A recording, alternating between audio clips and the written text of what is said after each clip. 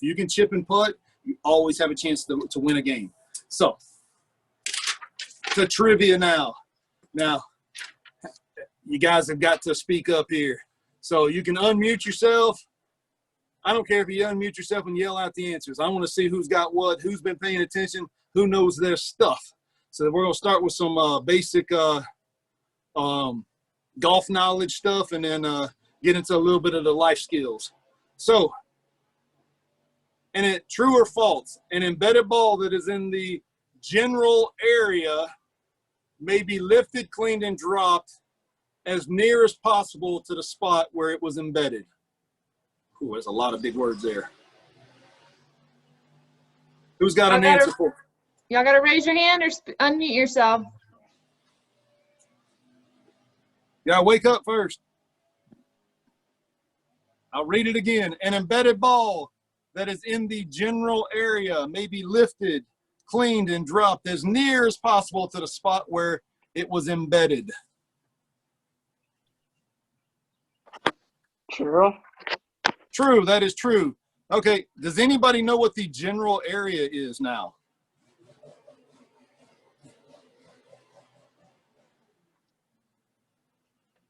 I'm gonna step inside real quick so y'all can actually hear, and I can hear you. Slide in here. Okay, so obviously, because nobody said yes, you guys don't know what the general area is now. It's kind of crazy. They changed the verbiage. It used to be called through the green, but now it's called the general area. Ah, there we go. So the general area is any area that is in bounds that is not a penalty area or a bunker or a putting green. So you hit it into the fairway, the edge of the fairway, the rough and stuff, that's called the general area. So if your ball is embedded, so it's went up high, it's, you know, like it's been raining recently, so the ball comes down, plugs into the ground, well, you're going to get free relief from that. It used to be, it was only in closely mown areas, which is the fairway or the fringe next to the green. Those are the only places, but now it can be the rough or over maybe in some leaves and stuff. So make sure you understand that so you get free drops when you're supposed to get free drops. Okay. If a ball is moved, true or false? If a ball is moved and that ball is in play, is there a penalty if you are searching for the ball?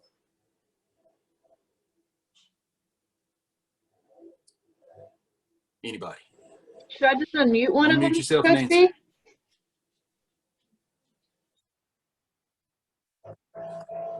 Say what? Should I just unmute them all and see what they say? Yeah, unmute them all. Answer. Come on. If you're searching for your ball and you accidentally move it, is there a penalty? Or there is a penalty, true or false?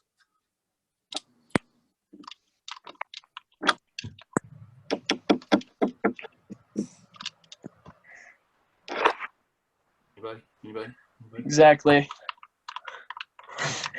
Y'all are all unmuted, so you better answer. Guys, if you're on the call, you need to interact here a little bit. I'm going to read this one more time. Okay. If a ball in play, so you hit the ball, you're searching for the ball, you accidentally move the ball, there is a penalty, true or false? Accidentally moving the ball, right? You accidentally move the ball. Yeah. There should be a penalty unless it's on the box. Okay, so in the new rules, if you're searching for a ball, there is no longer a penalty if you accidentally move your ball, but you do have to move it back to as close as possible to the spot where it was sitting. Okay. True or false? You're not allowed to move out of bounds stakes. True. Well, True. True. You're not allowed to move. You're not allowed to change the boundaries of the golf course. It's just like you're not allowed to move the tee markers on the tee box because you're changing the boundaries of the golf course. You're not allowed to move out of bounds stakes. But you are allowed to move penalty area stakes. So the red stakes or the yellow stakes, you can move those if they interfere with your stance or swing. All right, let's see. Let me find a good one here. Okay, this is one that gets missed a lot. So listen to how I say this one. Let's see. If you're typing, can you not type right now? Okay. So Match play is expressed as the number of holes that you're up with a number of holes left to play. True or false? Can you repeat that? So match play is expressed as the number of holes somebody is up with the number of holes left to play. So if you and I are playing and I am 3 up and there are 4 holes left to play, I would say I'm 3 up with 4 to play.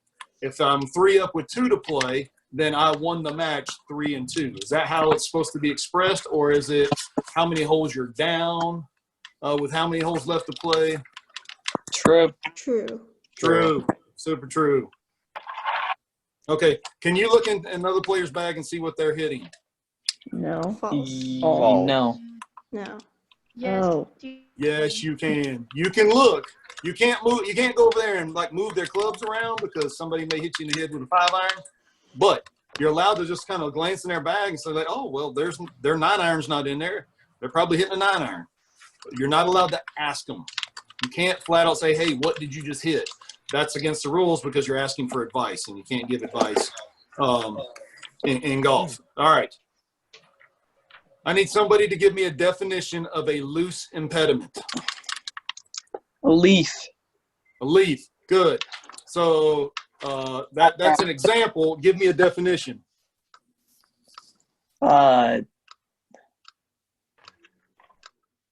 It is something from nature not connected to the ground. Not okay. So anything that occurs in nature that's not fixed or growing. So you could have a rock that was half buried in the ground. That's kind of fixed. If it's just sitting on top of the ground, it's not fixed. So anything that occurs in nature, leaves, sticks, twigs, acorns, stuff like that, those are all loose impediments. Give me an example of an immovable obstruction. A sprinkler head. Sprinkler head. Give me another one. A tree stump. Does a tree stump occur in nature? Yes. Okay, so that's an impediment, loose impediment. Cart path.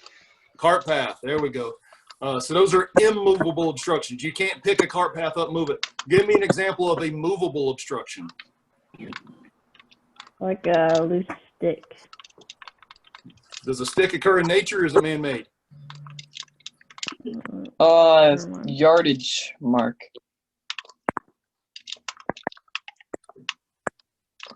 Yardage marker? Yeah, yardage Is that mark. movable or immovable? He said it was movable. All cart signs. Okay. I like that. What about a soda can? Yes. Yes. Yes, what? That's movable or immovable? Movable. Obstruction. I hope you can move a soda can. If not, you need to hit the gym. Okay. All right. So, real quick, does anybody know what our 4 life skills are?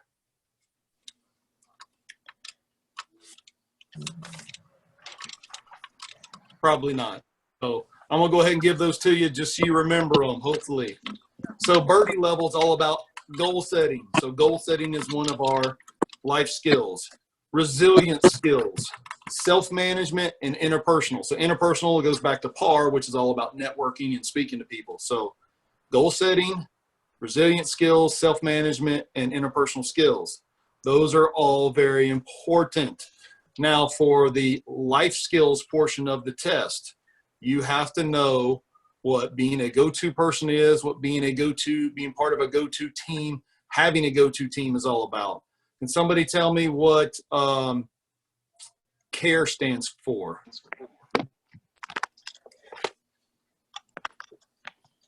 Yeah, I didn't think so. So you got to know what CARE stands for. That's part of conflict resolution. So you have to communicate, actively listen, come to a resolution, and everybody wins, ends with a win-win situation. Okay, so just real important. They're done mowing and blowing in the backyard. I'm gonna go back out. All right, can everybody go ahead and mute themselves again? So I'm not All that typing's loud. Okay, so we're going to talk real quick about dropping a ball. So you're taking free relief. Get this set back here. We're going to, let me drop this down one more time. There we go. All right, so we can see the edge of the carpet here. Carpet here is going to be fairway. This right here is going to be cart path. So it's important that we understand how to drop and how to mark how we're going to drop. So let me grab a couple of these. Normally I'll have a tee, but today I'm going to use the tennis balls because they're easier to see. So I'm going to say that my ball was on the cart path here, and I'm going towards the camera. So right here, the carpet, which is actually the fairway, is going to be my nearest point of relief. So what I would do is I would come over here and get completely off the cart path, because if my heels are still on the cart path, that's not taking complete relief. So I need to take complete relief. I'm going to set the club down. I'm going to mark where the club is. I'm going to lay the club down, and I'm going to mark the other end. So now I've got a club length in which to drop. Obviously you can't see that because that cushion's in the way. So now I've got a club length between this ball and this ball over here. So what I would do is come over here, and I would, from knee high, I would drop the ball within that club length. Now that ball did not go closer to the hole. It did not roll 2 club lengths away. So this ball is considered in play. It used to be that we would hold the ball up shoulder high and drop it. That is no longer the case. So please make sure that you understand how to drop. One of the biggest things that we have to understand when it comes to taking relief is if there's a penalty involved, you get two club lengths. If there's not a penalty, like I'm getting relief from a immovable obstruction, there's only 1 club length because I'm not getting penalized for that. It's a free drop. Like ground under repair, you get a free drop from that. Casual water, you get a free drop once you find actual relief. But if you hit it into a penalty area and you're taking a red penalty area and you're going to take 2, you get penalized for that, you're going to take a 2 club length drop. So just make sure you understand how many club lengths, how to drop.